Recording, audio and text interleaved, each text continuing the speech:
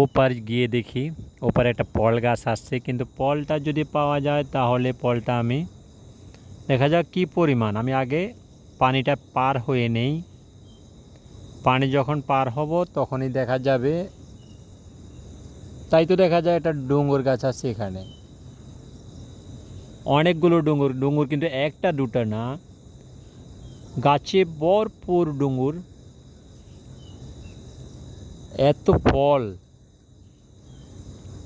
ক্যামেরাটা একটু দূরে তাই দেখা যায় না।